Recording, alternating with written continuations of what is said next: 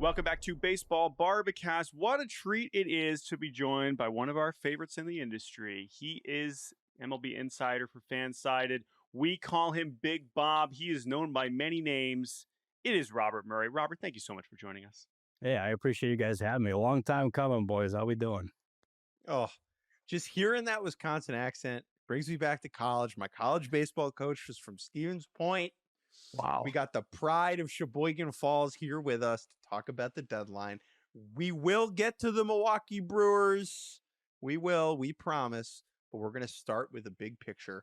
And this is something that I've been wondering for a while, Mr. Big Bob, is the upcoming free agent class is a little bit lighter than usual. And when you take a look at the players at the top of that class, Kyle Tucker, Pete Alonso, Alex Bregman, Framber Valdez, Kyle Schwarber, they're all on good teams, and they're probably not going to get moved.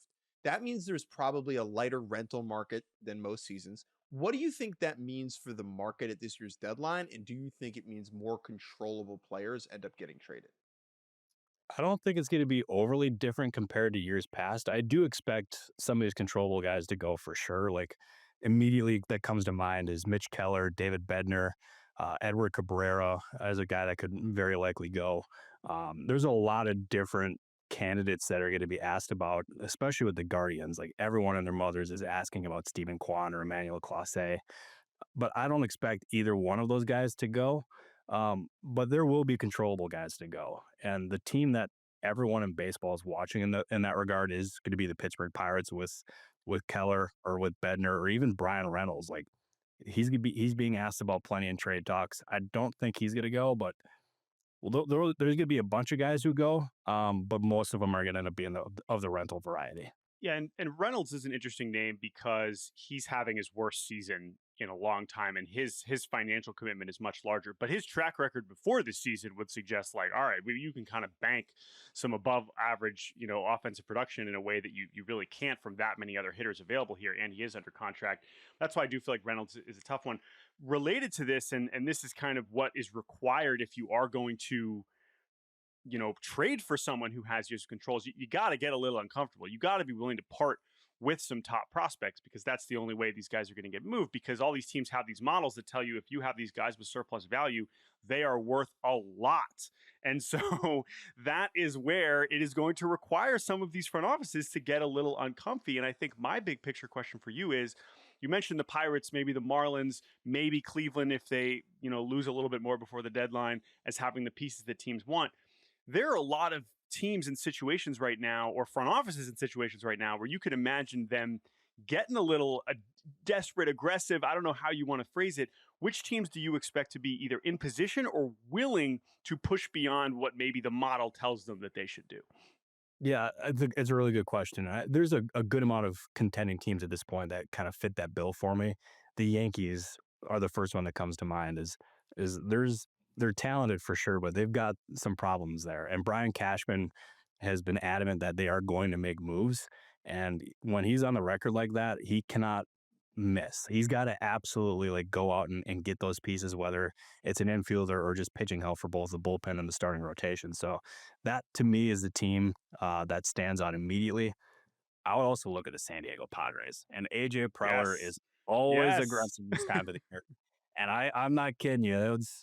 He's been the GM I probably heard that's the most active in just surveying what's going on around the league. And we've seen them connected to Jarren Duran. Luis Robert Jr. makes a lot of sense. Catching help. Although, like, who are they going to get for a catcher at this point? Because Sean Murphy's not getting moved. Adley Rutschman, he's been mentioned in trade rumors, although I'm not saying that's something that Preller's going to go out and do. But my guess is if they make a move for a catcher, we're probably looking at like a Joey Bart type for them. But Preller is very aggressive, and I can see him making multiple moves, and he's always going to try to swing big. So we love that for AJ Preller. Yes. I don't expect the Boston Red Sox to do anything too crazy, especially with the prices being as crazy as they are. I know the Devers trade was instant thought was, oh yeah, they're going to be selling come July, but they're actually in a position to buy, but they're not going to get stupid by any means. So let me ask you about the Red Sox for a second. Like, they, even after trading Devers, still have this surplus of kind of in the outfield DH world where it's 5 guys for 4 spots, do you expect them to deal any of those guys away? Is the most likely move Duran going? Is it a Yoshida salary dump, or are they just going to kind of hold their cards? Yeah, my guess is if they trade somebody, it would end up being Duran. But as of this point, I don't expect that to happen. The price is just Yeah. really high. And I just don't expect the Red Sox to move him at this point. But if there's ever a team that could end up doing it, my guess is it's probably the Padres, just because Preller is very like he loves him. He loves the player, and more often than not, if AJ Preller loves a player, he'll go out and get him. Whether it may take him a little bit, but he's done it in the past, and Duran seems like that kind of guy that he kind of wants at this point. And he also makes sense because they can't add a huge salary at this point, and he signed for cheap and he signed long term. So that to me is the kind of player that they would go out and get or try to at least get. If AJ Preller loves a player, he goes and gets him, or in the case of Jackson Merrill, trades everybody else. Yeah, no, exactly, dude. I think the only time he's ever been willing to trade him is for Ohtani when that was a possibility for at least a cup of coffee. Well, I mean, the fact that they were involved in conversations with Soto and Ohtani, I would love to have been in that room because that was a crazy But to deadline. your point, he's always going to try. And even though they've made so many trades and the farm system has been thinned out to such a ridiculous degree, they do always have just enough to get something done. And I totally agree with you about San Diego. We're going to talk about that a little bit later on in this podcast. But yeah, I'm totally with you. I guess the last thing on just moving off of San Diego, some of those other teams that we could see be aggressive.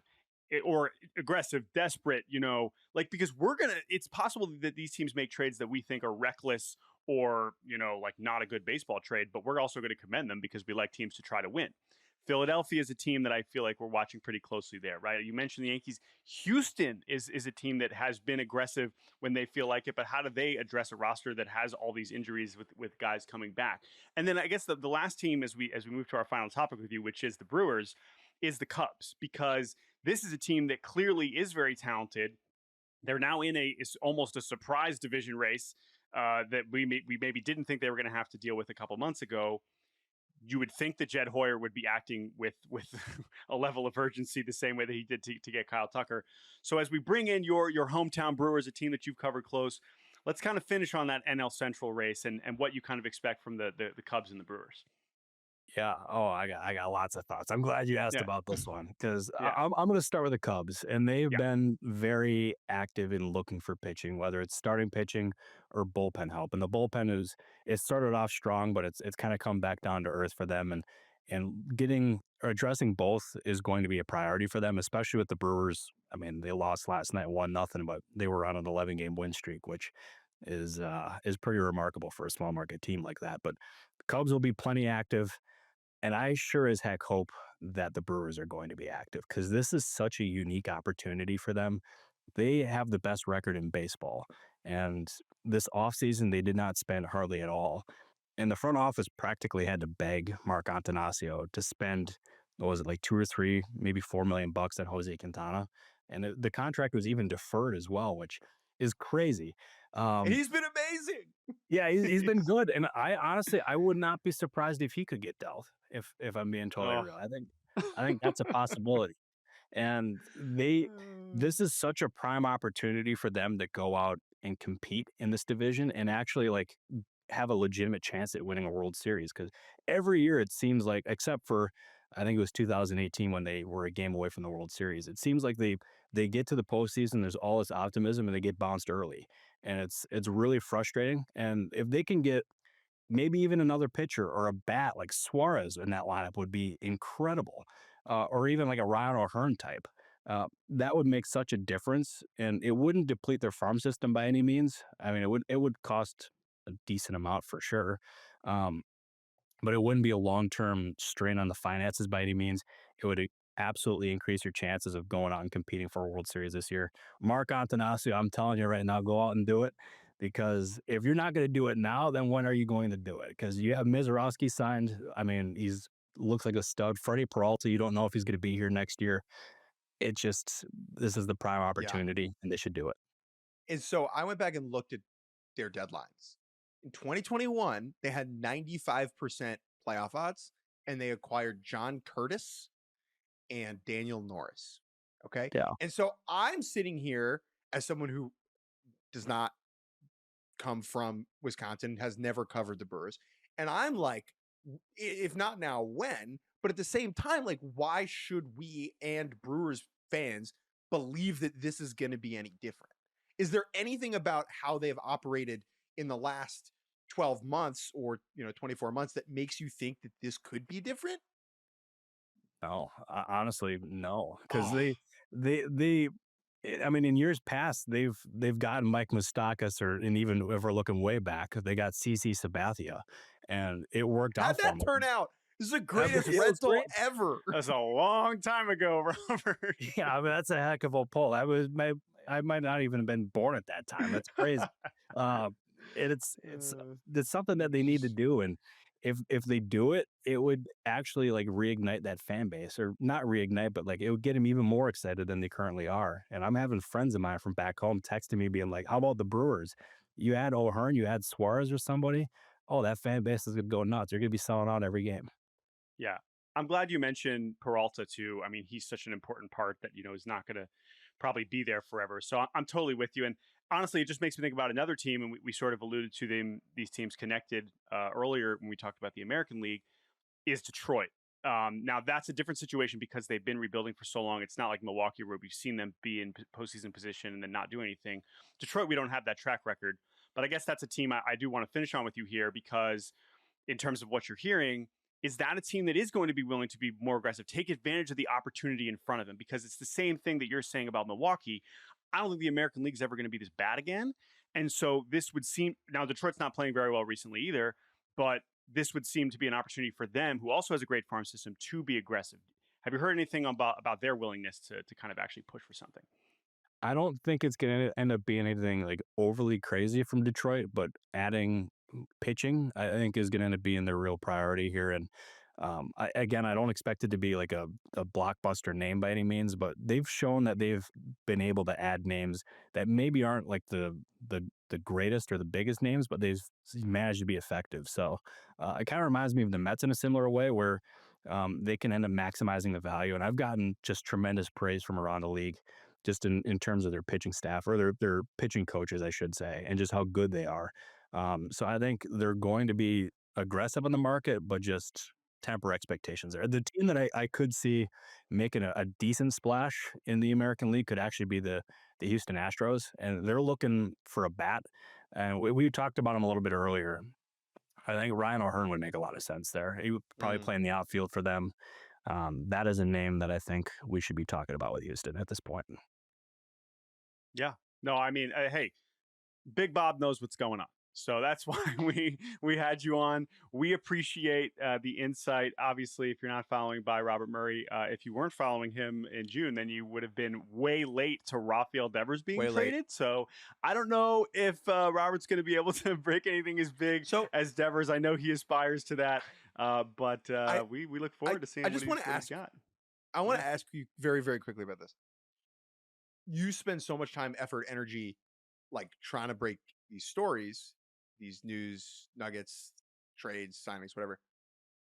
Is the Devers one the one that you're most proud of? Like, is there one from your career that you look back on and you're like that's the feather in my cap? If you could like get it framed in a way, like on the mantle behind you, like Yeah. you like a think about yourself as like an artist dropping songs, right? Was that the one that you take the most pride in? Yeah, that'd probably be my top hit if I'm being honest. Yeah, because the one previously was Fernando Tatis's extension. Like that was a big one, and Yeah. I remember I was at home. I was making dinner with my mom when I broke that one, and we both went Yeah. nuts. And all of a sudden, for Devers, I'm not kidding you. It was a relaxing day for me. It was Father's Day, and next thing I know, I'm sitting on my couch, pet my dog Cooper, and I get a call, and this I get the guy, like I answer and start talking. He tells me like, "Dude, shut up." And I'm like, "What are we talking about here? Right. Like, what's going on?" And he said Devers is getting traded to the Giants in exchange for Harrison and Hicks and more. I'm like, "No, you're kidding with me." I send one text just being like, "Okay, I'll try." He's like, "Yeah, it's right." I'm like, "You wait, what?" And I text another, or I call somebody else, and there's silence on the other end of the line, and he's like, "Yeah." And I asked him 5 different times, "Is this right?" And he said, "Yes, like tweet it." And I do, and I'm not kidding you. And if Bobby Nardaya texts me immediately being like, "Are you hacked? Please tell me you're not hacked." And I have Right. Because so this many is executives text me. this. Yeah, and it's just Yeah. asking, is this real? It was crazy, and nobody was confirming it for like 10 minutes, and I knew it was right, but I'm like, what the heck is going on here? But it was such an adrenaline rush, and I absolutely enjoyed that rest of that night. I was riding that high, and now I'm trying to top that one, but easier No, easier the Hey. said reason than that done. one was so good, the Yeah. reason that one was so good is because it was on no one's radar, right? Like there was like no Oh, rumblings, there was no rumors, there was no buzz. It was just like Robert Murray says the Devers on the Giants now, and it was like okay, it was Yeah. crazy, yeah, Yeah. and I mean, people doubted it. I'm like, I can't blame them. As you said, it was on nobody's radar, and then Yeah. yeah, it was bonkers, but I'm not kidding you when I say this. It's changed my life. It's changed my career, and I'm very thankful for that. And but we got a lot of work to do because I want to be the best. Absolutely. And Robert, as someone as we've known you for a few years, like news breaking is the opposite of what we aspire to do, but it also means we can appreciate because we know what it takes to go into that. And as someone who I won't say who, although I've watched Robert almost break some massive news at the Oh winter meetings a yes, couple years ago and missed it by like 30 seconds.